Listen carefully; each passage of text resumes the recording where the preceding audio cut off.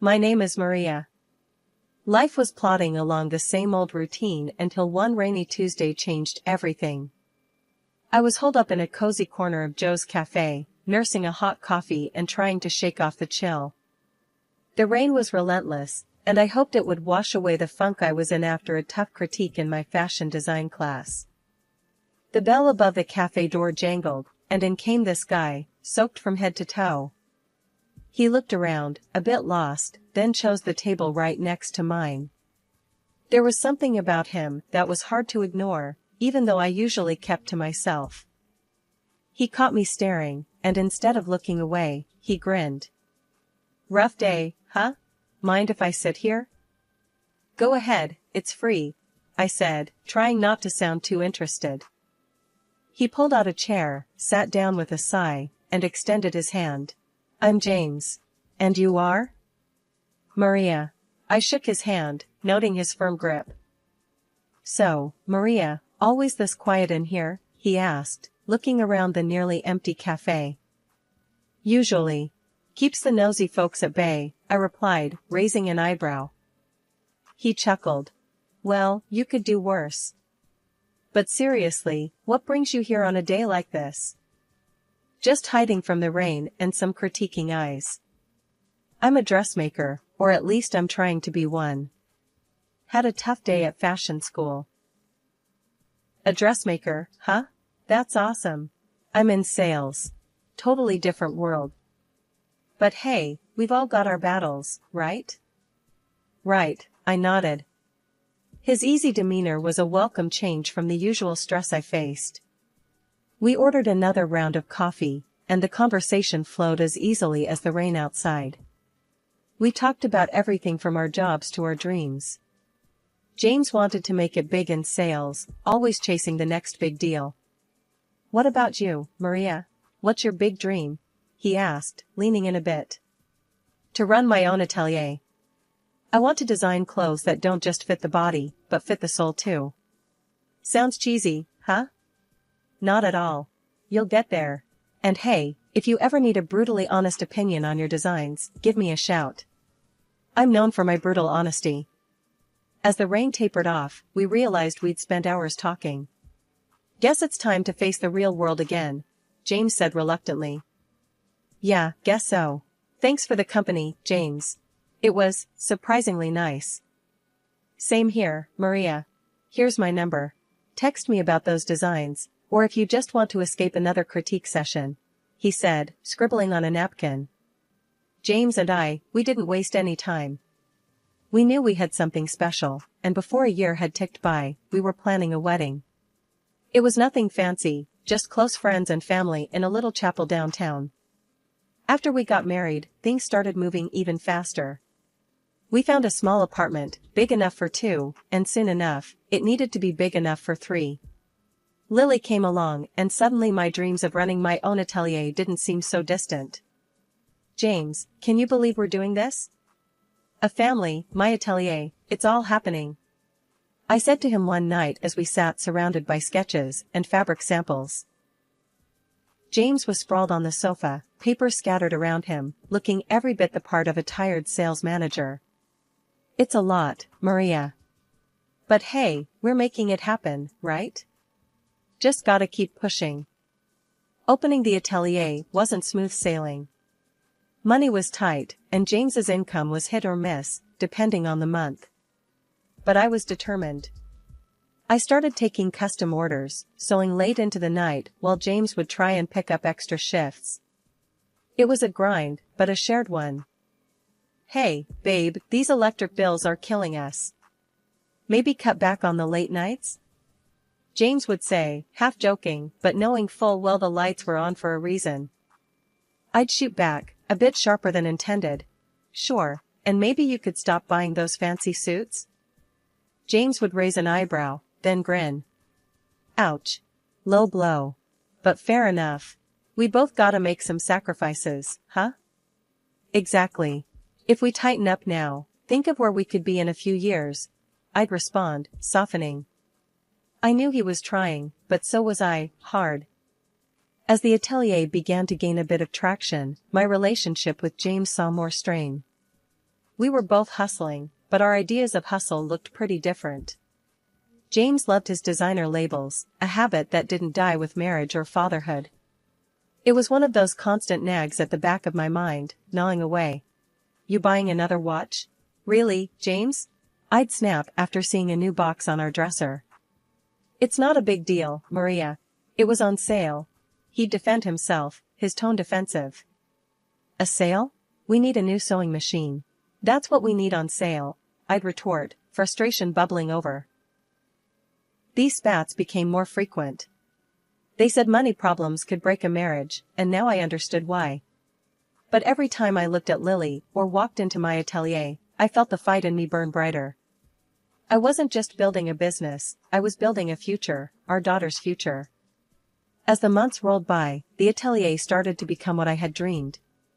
Orders were coming in, clients were happy, and my little corner of the world was thriving.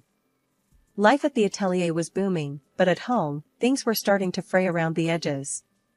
Lily was growing up fast, already a teenager with her own ideas and attitudes about the world. She wasn't the little girl who used to play with fabric scraps on the floor of my studio anymore. Now, she seemed more interested in her phone and what her friends were doing. One evening, I overheard her talking on the phone. My mom? Yeah, she's just a dressmaker. It's kinda old-fashioned, you know? Not really cool. Hearing her say that stung more than I wanted to admit.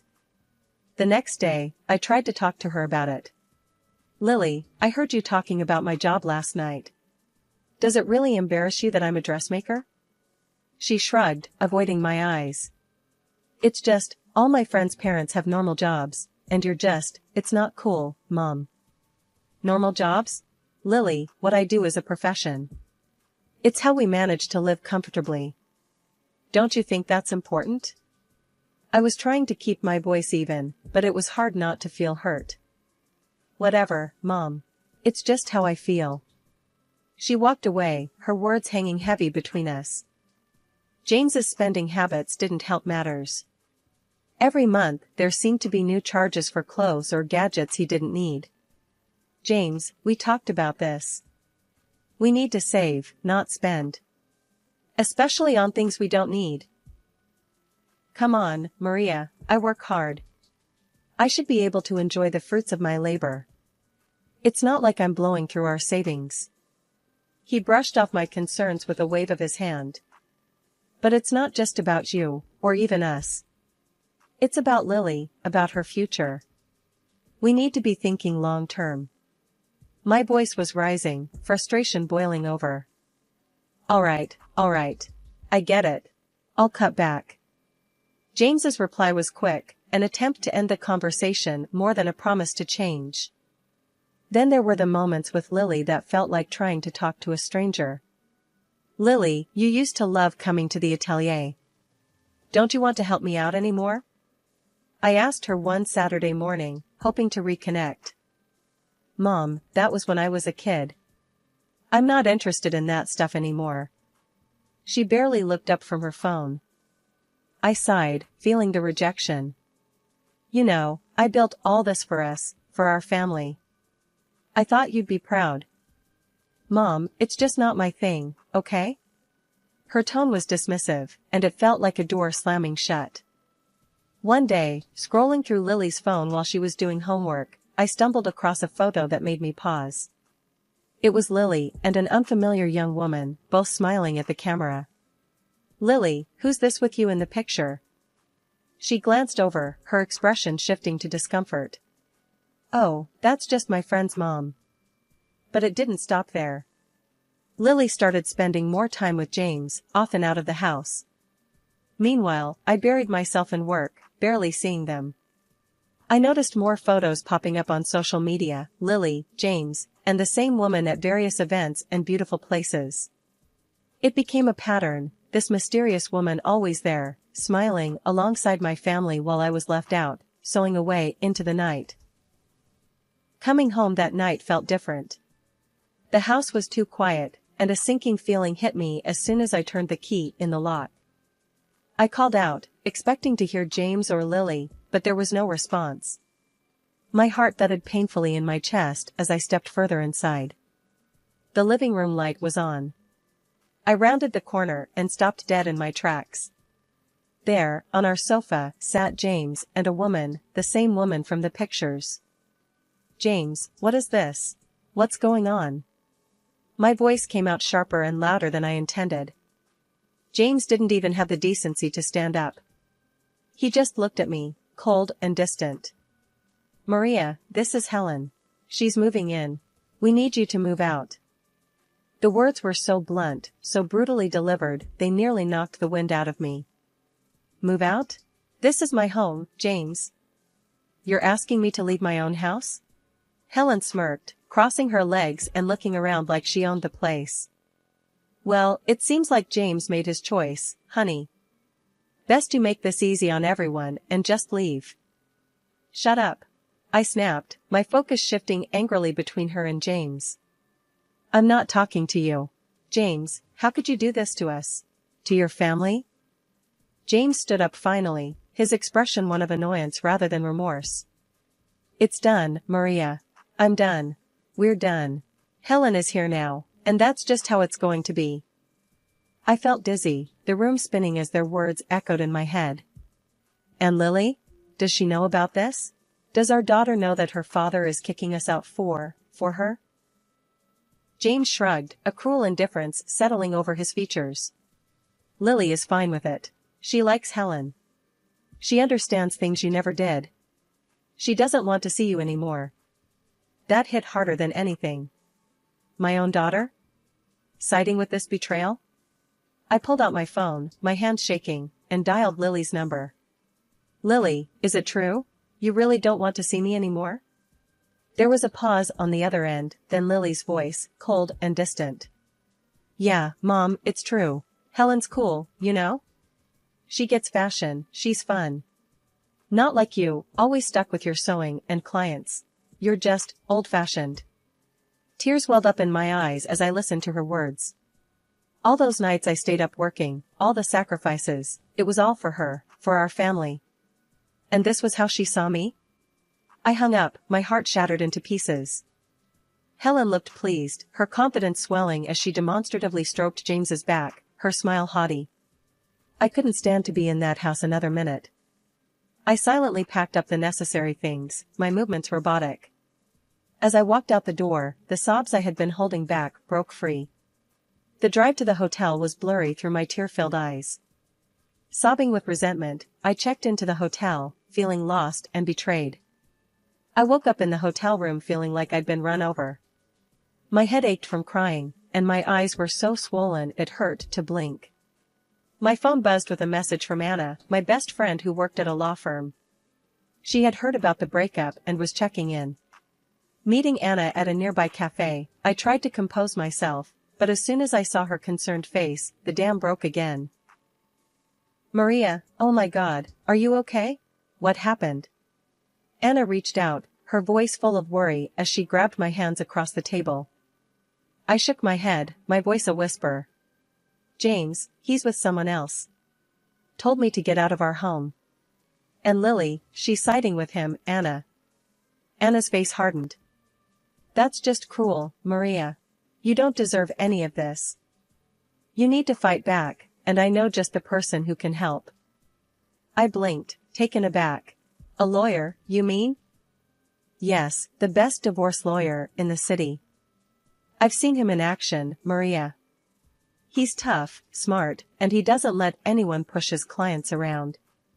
I'll call him right now if you want." "Do you think I can afford him, though? With everything going on?" Anna waved off my concern.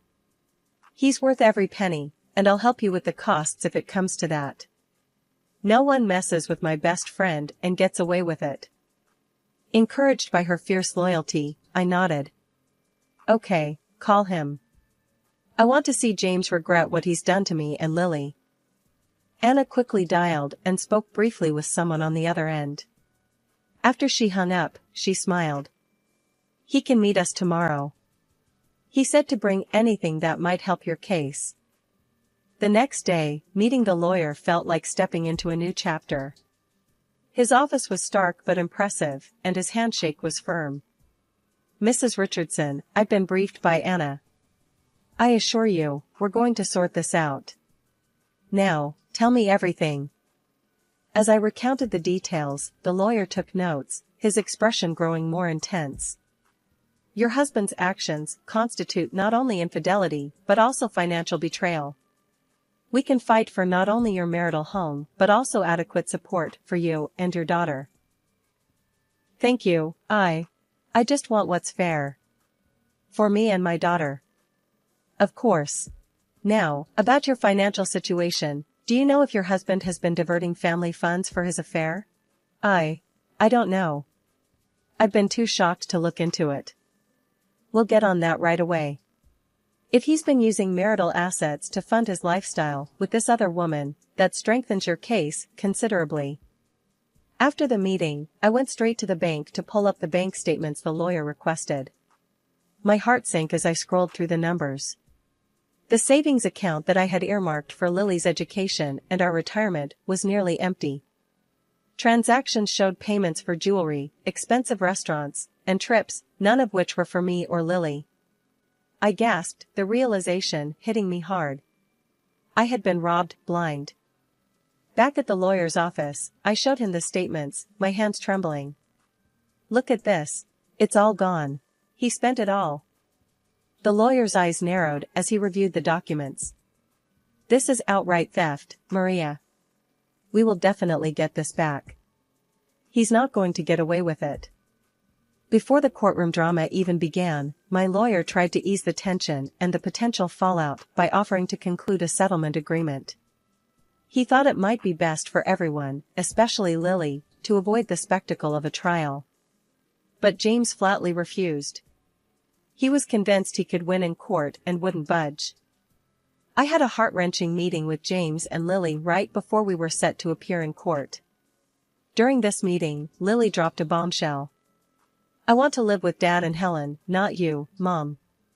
James and Helen laughed, their happiness piercing my heart like a dagger. It was excruciating to hear, but I swallowed the pain and told her, I respect your decision, Lily. The air in the courtroom was thick with tension as I walked in, seeing James sitting confidently with Helen and Lily by his side. My lawyer gave me a reassuring nod as we approached our table, ready to face whatever came our way. Remember, stay calm and stick to the facts, he whispered as we sat down. The judge entered, and the room fell silent. We are here to address the dissolution of marriage between Maria Richardson and James Richardson. Mrs. Richardson has also brought forth claims of financial mismanagement. We will proceed with the opening statements. James's lawyer was the first to speak. Your Honor, we contend that Mrs. Richardson's claims are exaggerated. My client has been a good husband and father, and any financial issues were mutual decisions. We seek a fair division of assets and primary custody of their daughter for Mr. Richardson. His words made my blood boil, but I kept my face neutral. My lawyer stood, his voice clear and commanding. Your Honor, we will demonstrate that Mr. Richardson not only committed adultery but also deliberately misused family funds, significantly harming Mrs. Richardson and their daughter's financial security. We seek the marital home, full custody of their daughter, and appropriate financial restitution. The evidence presentation was grueling. I watched as bank statements, receipts, and photos were displayed, each one a stab at the life I thought I had. James squirmed, his discomfort visible, especially as the receipts from jewelry stores and luxury hotels were shown, none of which were for me or with me. The turning point came when my lawyer presented a series of messages between James and Helen, clearly detailing their affair and his spending on her. The evidence was damning, and even James's lawyer seemed to falter. Mr. Richardson, can you explain these messages? My lawyer asked, his tone cool. James stuttered, his facade crumbling. It was just a fling. It didn't mean anything. I wasn't using family funds for. Your Honor, the bank statements disagree. My lawyer interjected, showing the court the detailed transactions that James couldn't explain away. In his closing statement, my lawyer was resolute. Mrs. Richardson trusted her husband to honor their shared life and responsibilities. Instead, she and her daughter were betrayed. We ask for a ruling that reflects the gravity of Mr. Richardson's actions. James and Helen were silent as the courtroom buzzed around them. The judge nodded, taking in all the information before adjourning the session. The courtroom was packed on the day of the final hearing, the air heavy with anticipation. I sat there, hands folded in my lap, trying to keep my nerves in check. James, Lily, and Helen were on the other side, looking confident and smug. The judge cleared his throat and began reading the decision. In light of the evidence presented, I am awarding the marital home to Mrs. Richardson, along with financial compensation from Mr. Richardson for the misappropriation of family assets. My heart leaped with a mix of relief and victory, but the most crucial part was yet to come. The judge continued. Now, regarding the custody of the minor child, Lily Richardson. James interrupted, standing up with a sneer. Your Honor, my daughter has expressed her desire to live with me and my partner, which means Mrs. Richardson should be paying us child support for her maintenance. There was a murmur in the courtroom. I felt a cold wave of fear, but before I could say anything, Lily stood up. She looked straight at the judge, her voice clear and strong. I've changed my mind. I want to live with my mom. I've realized my dad used the money my mom saved for my education. I was wrong before. My mom is the best. She's smart and modern, and I want to be with her. The courtroom fell silent. James's face dropped, his smug smile wiped away in an instant. Tears of happiness and relief rolled down my cheeks as I listened to Lily's words. The judge nodded, looking impressed by Lily's courage. The court respects the minor's wishes. Custody of Lily Richardson will be granted to Mrs. Richardson. Furthermore, Mr. Richardson will provide child support payments. James slumped back into his seat, defeated. The judge concluded the proceedings, and as we walked out of the courtroom, I pulled Lily into a tight embrace. I love you so much, Lily. I'm so proud of you. As we exited, we saw James and Helen arguing heatedly. Helen's voice was shrill as she berated him. I don't need a loser who's broke. I'm finding someone who can actually provide for me. With that, she stormed off, leaving James standing there, utterly alone and broken. A few months after the dust had settled and our lives began to find a new rhythm, a bit of unexpected news found its way to me. Turns out, James was fired from his job not long after the court's decision. He struggled to find work for a good while, which was something I heard through the grapevine. When he finally did land a job, it was as a handyman. The days of fancy suits and expensive shoes were behind him. With that chapter behind us, life in our new home felt like waking up to a new world. Mom, I was thinking. Lily started, her spoon clinking against her cereal bowl. Why don't we do something big with the atelier? Like, really shake things up? I smiled, sipping my coffee. What do you have in mind? Maybe we could start online classes, teach people how to sew and design. Share what you've taught me. It could be a whole new part of our business, she suggested, her eyes bright with excitement. As we talked, the seeds of our new project took root. We spent the weekend mapping out our ideas, turning the atelier into a buzzing hub of creativity and innovation. The next few months were a whirlwind. We launched our website, and the response was overwhelmingly positive. People from all over signed up for classes, eager to learn from us. The sense of community was palpable, even through the screen. Our lives had settled into a comfortable rhythm, filled with fabric swatches and video tutorials. The atelier was thriving, and so were we. But something was still missing, and I knew exactly what it was. One sunny afternoon, I broached the subject with Lily. How would you feel about moving to a bigger place? Somewhere with more space for both our home and the business? Lily's eyes lit up. Really? Could we? I've been saving up, and with the business doing well, I think it's the perfect time. We could use a fresh start, don't you think? Absolutely, Mom. Let's do it. She agreed without hesitation. So, we began house hunting, eventually finding a charming little house in the suburbs, with plenty of room for both our living quarters and a spacious new atelier. Moving day was a flurry of boxes and laughter, the excitement palpable as we set up our new home. The house quickly filled with new memories, every room echoing with our laughter and dreams. The atelier, now twice the size of our old one, became a local hub for aspiring designers and hobbyists alike. Looking out over our new beginning, I knew we had finally found our place in the world. It wasn't just about surviving, it was about thriving, about making each day count.